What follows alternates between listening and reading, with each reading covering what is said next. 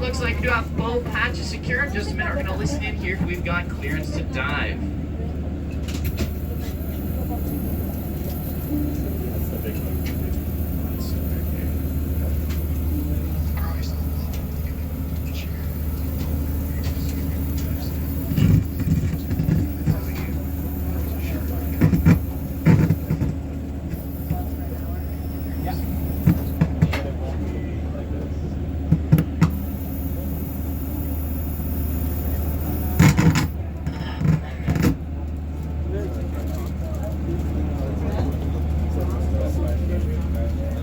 Now, dive, dive.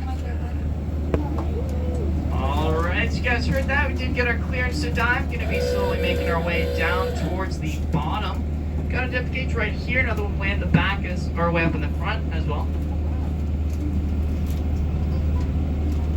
Now it says about 4 or 5 feet. We're actually still on the surface right now. The sensor for that gauge on the bottom of the submarine. Once we hit about 20 feet, that's when we'll be fully submerged. So you will see that number go up as we make our way down. But I do have excellent visibility today. You guys take a look straight down, you can just barely already make out the bottom down there. That's probably about 60 or 70 feet down. So really good visibility. You guys might already see a few fish swimming around. Those sort of small, kind of skinny schooling fish. Those are called mackerel scat. That's a fish we commonly see up at the surface like this. Once we get further down, probably won't see too much of those, but it should be lots more reef fish down by the bottom.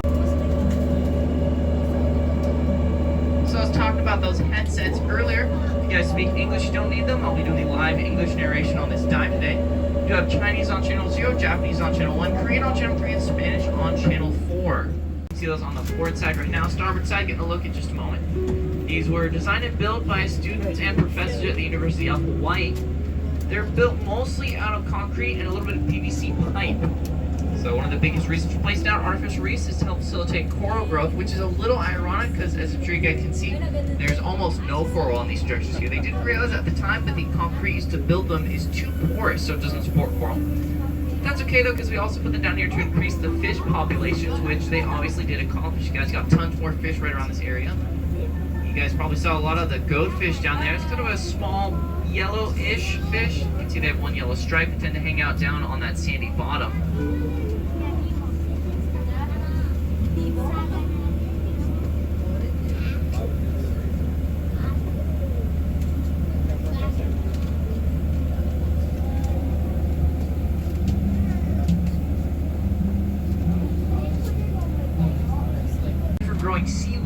actually the kind of seaweed used for making sushi. Now, obviously, the ones here don't really have any seaweed growing on them. That's not surprising because the water here is too warm and also a little bit too salty. But if these were placed down in Japanese waters or even somewhere else like the north coast of California, they would be covered in seaweed. But once you have here, most these are served as a habitat for different species of fish. We tend to have a lot of giant trevally here. Those are going to be the medium-sized silvery fish you can see swimming around. Giant trevally are actually one of the top predators in this area, kind of the big bullies around here. Ones we see here normally actually pretty small. They're the juveniles. The biggest one ever recorded was about 6 feet long and almost 200 pounds. So as you can see, these guys are definitely on the small side comparatively.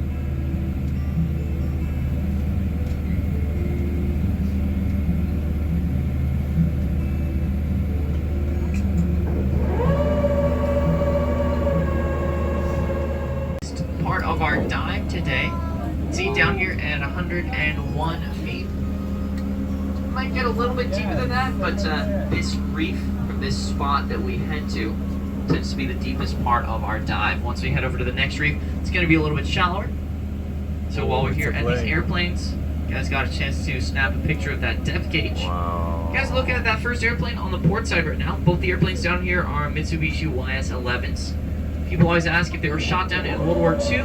The answer to that question is no. These are actually both inter-island passenger airplanes, just taking people back and forth between the different Hawaiian islands.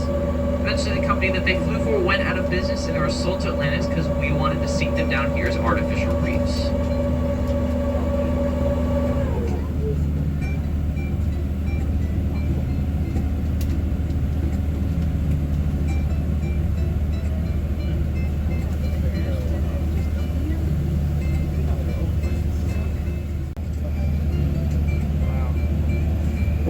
There's that second airplane on the port side again, and then after we pass that, we'll spin around, and then you guys on the starboard side can see. Wow.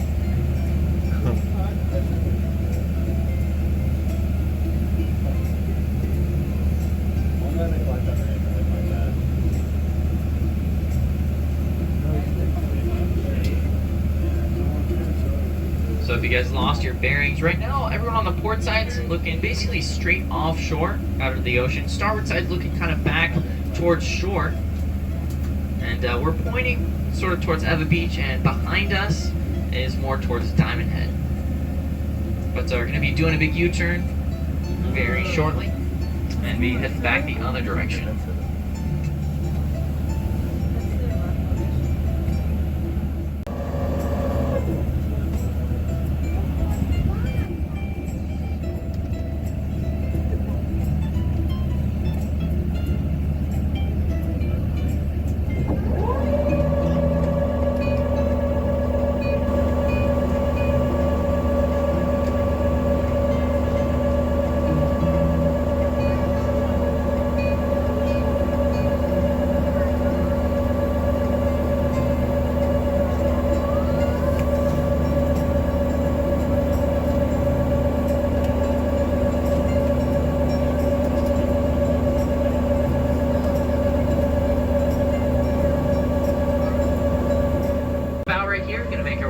Towards the stern.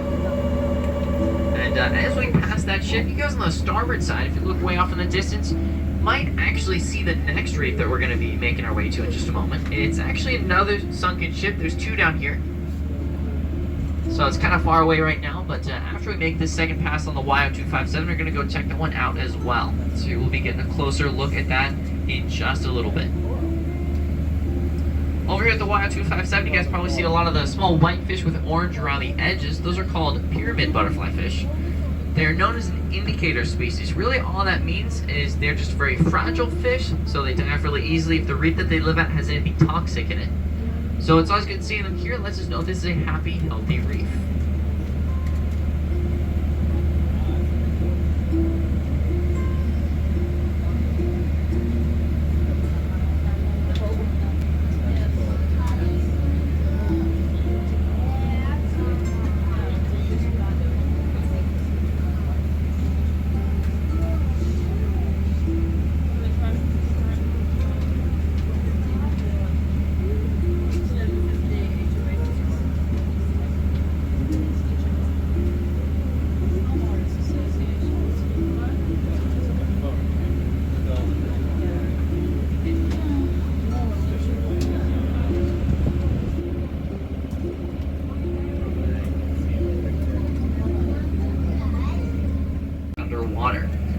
give the San Pedro maybe 5 or 10 more years before it's just a big pile of steel.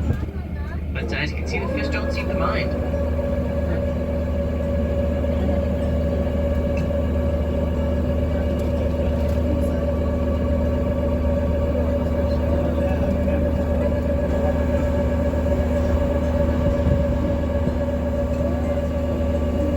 Guys might even see, got Hawaiian green sea turtle still down there on the deck. Kind of hard to see, but it's down there. Every once in a while we have turtles down by the ship, so it provides a little bit of shelter from the current. That way they can come down here and sleep without worrying about being blown away.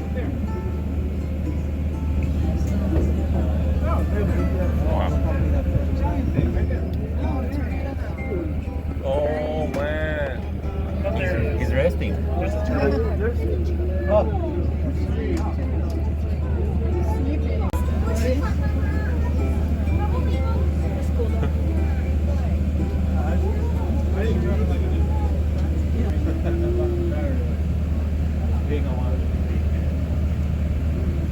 Alright guys, so that was our last reef.